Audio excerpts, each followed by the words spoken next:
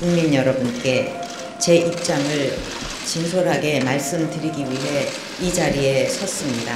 저는 이번 일의 진상과 책임을 규명하는 데 있어서 최대한 협조하겠습니다. 필요하다면 저 역시 검찰의 조사에 성실하게 임할 각오이며 특별검사에 의한 수사까지도 수용하겠습니다.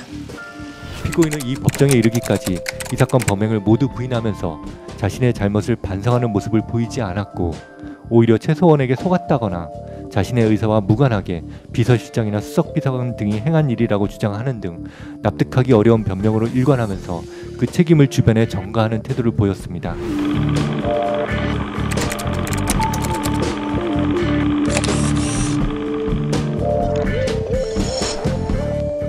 최순실 씨는 과거 제가 어려움을 겪을 때 도와준 인연으로 지난 대선 때 주로 연설이나 홍보 등의 분야에서 저의 선거 운동이 국민들에게 어떻게 전달되는지에 대해 개인적인 의견이나 소감을 전달해주는 역할을 하였습니다.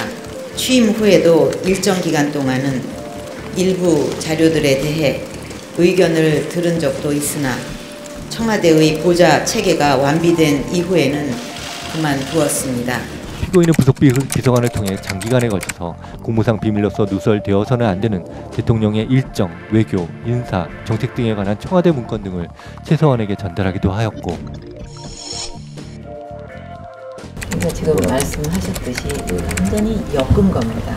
어디를 도와주라 하는 거하고는 제가 정말 확실하게 말씀드리는데 그 누구를 봐줄 생각 이거는 손톱만큼도 없었고 제 머릿속에 아예 그게 없었어요.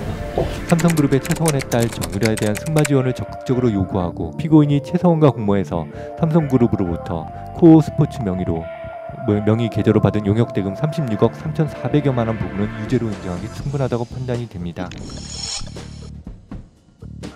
정부 시책도 뭐 관에서만 이렇게 하는 게 아니라 민이 합쳐짐으로써 지금 시대에는 더 창의성으로 나갈 수 있고, 그렇게 하다 보면 국가 브랜드도 이렇게 높아지고, 그렇게 하다 보면 그런 국가 브랜드를 가지고 또 기업도 더 좀 그 나라에서 호의적인 분위기 속에서 좀 활동을 할 수 있다는 여러 가지에 공감을 해가지고 이제 그 참여를 하고 동참을 그분들이 해준 건데, 피고인은 자신과 오랜 사적 친분을 유지해온 최서원과 공모해서 기업들의 이 사건 각 재단에 대한 출연을 요구하고, 최서원은 자신이 추천해서 임명된 각 재단의 임직원으로부터 회장님으로 불리면서 재단이 추진할 여러 사업을 결정하고 임원들로부터 재단 사업에 대한 보고를 받기도 했습니다. 이러한 점에 비춰보면 피고인이 대통령으로서의 직권을 위법 부당하게 행사하였음을 충분히 인정할 수 있어서 직권남용죄는 충분히 유죄로 인정할 수 있다고 판단됩니다. 전혀 저는 모르는 일이에요.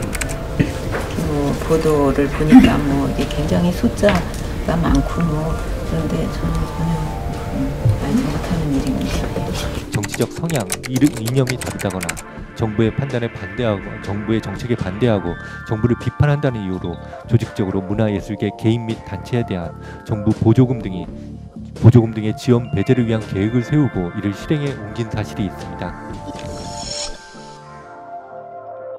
너무나 많은